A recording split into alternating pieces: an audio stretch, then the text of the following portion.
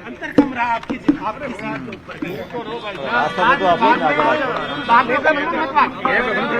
बताते वक्त नेता पद थोड़ा नीचे रखो।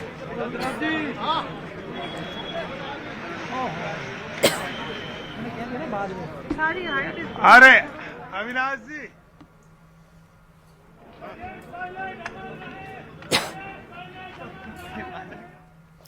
तो आपको फिर से टोंक से जो कि सचिन पायलट वो भी पहुंचे हैं, उनसे भी बात करने के लिए मीडिया कोशिश कर रही थी। फिलहाल वो अभी कोई जवाब नहीं दिए, लेकिन पीसीसी वॉर रूम से ये सीधे तस्वीरें जयपुर से पीसीसी वॉर रूम में पहुंचने लगे कांग्रेसी नेता, जहां पर सचिन पायलट पहला बड़ा चेहरा आपको दिखाई दिए। और क्योंकि यहाँ पे सुजिंदर सिंह रंधावा, गोविंद सिंह डोटासरा, अशोक गहलोत सबके पहुंचने के आसार हैं।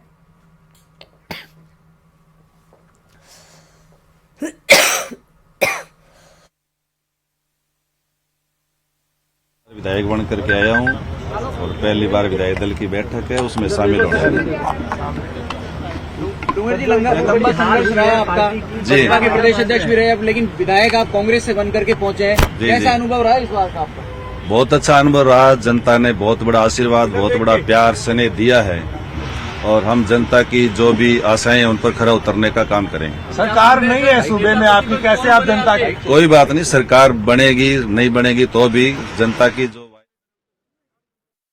के लिए संघर्ष करेंगे, विधानसभा में संघर्ष करेंगे। काफी दिखा रहे थे, सब एक होकर लड़ रहे हैं। जो कार्यकर्ता मैन होता है राजनीति में, और विशेष से कांग्रेस पार्टी का जो कार्यकर्ता को अगर सही ढंग से लगाया जाता तो चुनाव परिणाम कुछ और ही होते हैं। ये पिंक की वजह से कैंपेन था सर, ये प्रचार जिस तरह का किया गया पिंक कैंपेन, उसको लेकर भी सवाल। मैं तो ये कंपनियों में विश्वास करता नहीं, मुझे मालूम नहीं कौन सी कंपनी हायर की गई, लेकिन कार्यकर्ताओं की कॉस्ट पे कंपनियां कभी सफल नहीं होंगी, कार्यकर्ता ही। लगातार क्षेत्र में सक्रिय था, जिसकी वजह से, जिसकी बदौलत ये जीत मिली। कांग्रेस पार्टी ने, आलाकमान ने मुझ पर दोबारा भरोसा जताया। मैं 2018 में कांग्रेस पार्टी की तरफ से प्रत्याशी था। कुछ मामूली अंतर से मैं चुनाव उस समय हार गया था और पूरे 5 वर्ष मैंने मजबूती से क्षेत्र में काम किया और ऐसी परिस्थिति में काम किया जब राजस्थान में कांग्रेस की सरकार थी, लेकिन निर्दलीय विधायक रहते हुए जो हमारे काम नहीं हो पा रहे थे, उसके बावजूद भी हमने जनता की आवाज बनने का काम किया और मजबूती से कांग्रेस पार्टी को जो वहां पर रख सकते थे, वहां कोशिश कर सकते थे, जनता में जा सकते थे और हमने मजबूती से काम करके आज ये परिणाम जो क्षेत्र की जनता ने हमें दिया है, वो निश्चित रूप से हमारे काम को और हमारी जो मेरी जो और हमारी टीम की जो भूमिका रही जनता में रहने की, जनता के लिए संघर्ष करने की, उस वजह से ये जीत हम सबको मिली। क्या लगता है नेताओं में तो दूरियां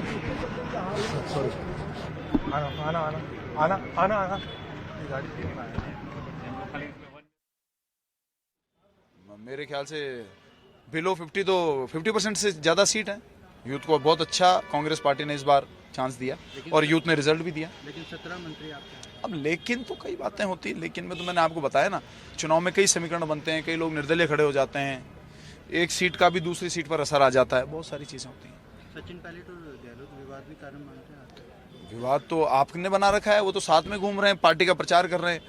आखिरी के 6-8 महीने में दोनों ने मिलकर जो जी तोड़ पार्टी के लिए प्रयास किए, मैं समझता हूँ दोनों नेताओं ने एक मिसाल पेश करी है कांग्रेस पार्टी के लिए, जो उन्होंने जी तोड़ मेहनत करी है। अशोक चांदना हमारे साथ हैं सर, पहले तो आपको बधाई। वॉर रूम से तमाम जो नवनिर्वाचित विधायक थे उनकी बाइटें हम आप तक पहुंचा रहे थे, उनसे सवाल जब मीडिया पूछ रही थी, तमाम लोगों ने कहा कि कार्यकर्ता ही अहम होता है, कार्यकर्ता को इग्नोर नहीं किया जा सकता है, कंपनियां तो सिर्फ प्रॉफिट देखती हैं और क्योंकि कुछ चीजें गलतियां हुई हैं, अगर उस पर काम किया गया होता, जमीन पर और कायदे से उतरे गए होते।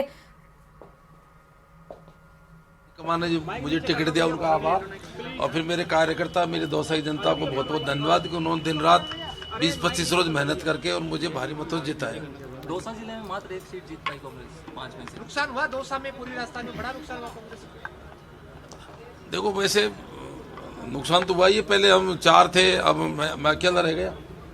क्या वजह मानते हैं इसकी, बड़ी वजह क्या मानते हैं? तो मेन तो क्या कि बीजेपी ने वोटों का धर्म के नाम पे और जाति के नाम पे पोलराइजेशन किया है और इस वजह से हमको हारना पड़ा। हमारे काम अच्छे थे, हमारी योजनाएं अच्छी थी और मेरे दौसा के कार्यकर्ता मजबूती से खड़े रहे, उन्होंने उस पोलराइजेशन रोक दिया। कोशिश मेरे यहाँ भी की गई थी। तो ये पीसीसी वॉर रूम के अंदर की तस्वीरें आप तक पहुंचाएंगे, लेकिन सचिन पायलट पहुंच चुके हैं सीधे। अभी थोड़ी देर में पीसीसी वॉर रूम में हार की समीक्षा की जाएगी, नवनिर्वाचित विधायकों से मिला जाएगा और ये भी समझा जाएगा कि कांग्रेस ने इस बार जो नए चेहरों को चुनावी मैदान में उतारा था वो डिसीजन सही था या गलत। साथ ही ये भी युवाओं को मौका दिया गया था। हालांकि बोला तो यही गया है अभी कि जो हमने एजेंडा सेट किया था नए चेहरों को उतारने का, युवाओं को मौका देने का, उस पे तो हम सफल रहे, लेकिन चूक कहां से हो गई उस पर समीक्षा बैठक करना बहुत जरूरी है क्योंकि आगे लोकसभा की चुनाव है। अब राजस्थान में दो घटनाक्रम साइमल्टेनियसली यानी बराबर दौर पर चल रही हैं। एक तरफ पीसीसी वॉर रूम में समीक्षा बैठक की जाएगी हार को लेकर कांग्रेस की तरफ से, जिसमें सुखजिंदर सिंह रंधावा, गोविंद सिंह डोटासरा, सचिन पायलट, अशोक गहलोत तमाम लोग मौजूद रहेंगे। और उधर सीपी जोशी के आवास पर नवनिर्वाचित विधायकों से भी मुलाकात की जा रही है। तो दो घटनाक्रम बैक टू बैक राजस्थान में चरम पर हैं।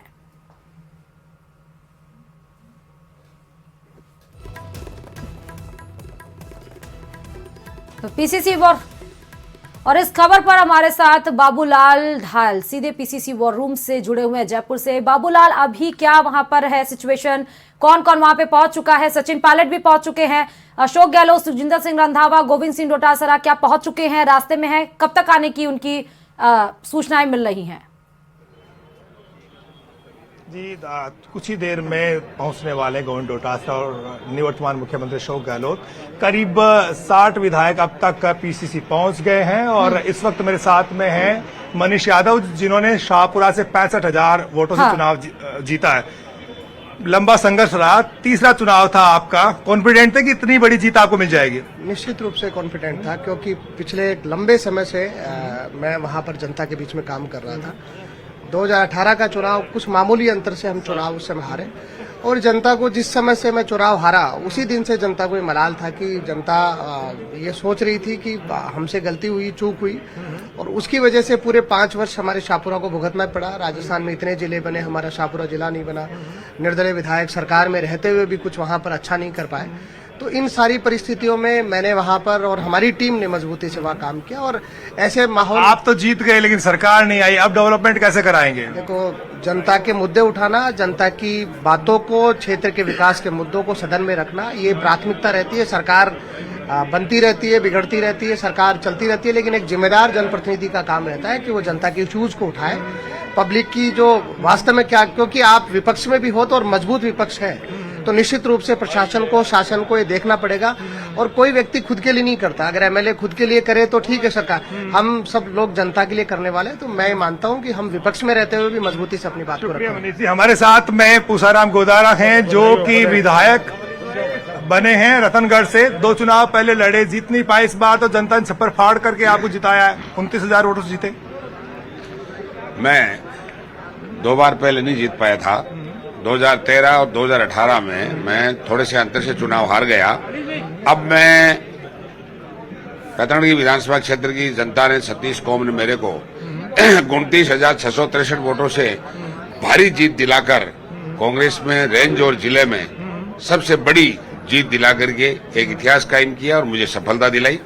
वो लगातार जनता के बीच मेरा रहना, लगातार आम जन की सेवा और दुख सुख में शामिल होना और सभी कार्यकर्ताओं को सम्मान किया, उसी का परिणाम है। सरकार नहीं आई पूसाराम जी, और अब कैसे विकास कराएंगे? रतनगढ़ की जनता ने बहुत उम्मीदें करी आपसे, कैसे उनकी उम्मीदों पर खरा उतरेंगे आप? ऐसा है, बाकी में सरकार नहीं आई, आनी चाहिए थी लेकिन नहीं आ पाई। ये पूरे राजस्थान की जनता का आशीर्वाद है, जनादेश स्वीकार करना पड़ेगा। लेकिन फिर भी हमने बात की है, विपक्ष में रहते हुए भी संघर्ष के साथ आम जन के मुद्दे विधानसभा में उठाएंगे और जो भी हमें शक्ति प्राप्त होगी और जो भी हम कर पाएंगे, हम जरूर हमारी विधानसभा क्षेत्र के विकास के जो मुद्दे उठाएं, बड़े कामों के बारे में तो नहीं कह सकते, बाकी सामान्य काम और आम जन की समस्या का समाधान हम करने में सफल होंगे, इसमें कोई संदेह वाली बात। सबसे बड़ा मसला क्या है, सबसे बड़ी परेशानी क्या है रतनगढ़ की, जिसके समाधान की कोशिश करेंगे? देखो, सबसे बड़ी परेशानी ये है कि हमारी सरकार ने जिला हॉस्पिटल कायम किया, लेकिन वहां न तो मशीनरी लग पाई, न पोस्टें क्रिएट तो हो गई लेकिन पोस्टेड नहीं होकर पाए। इसको हम आराम से कर सकेंगे।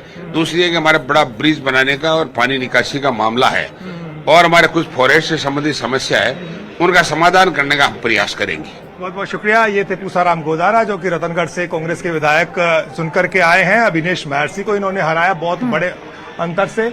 तो कुल मिलाकर के थोड़ी देर बाद में कांग्रेस पार्टी अपनी हार के कारणों की समीक्षा की पहली बैठक करने जा रही है। हाँ। कुछ विधायक खरी खरी बात भी कहेंगे, कई अभी बात भी कह रहे थे कि कोऑर्डिनेशन नहीं था नेताओं के बीच में, और जिन पर भरोसा किया गया वो खरे नहीं उतरे सरकार की उम्मीदों पर। लेकिन जिस तरह से आप देखिएगा कि प्रचार किया गया था, सबको एकजुट होने का संदेश दिया गया था कि सारे के सारे नेता मिलकर के चुनाव में जा रहे हैं, वो तस्वीर कांग्रेस पार्टी नहीं दिखा पाई। साथ ही जो जन घोषणा पत्र है हाँ। वो अभी भी चस्पा है, लेकिन हाँ। ये लोगों को नहीं लुभा पाया। कांग्रेस ने कहा था कि काम कहीं ना कहीं कोई कमी बाबूलाल रह गई है। इस खबर पर आप बने रहिए, आपके पास हम लौटेंगे अपडेट्स के लिए। लेकिन अब दूसरी खबर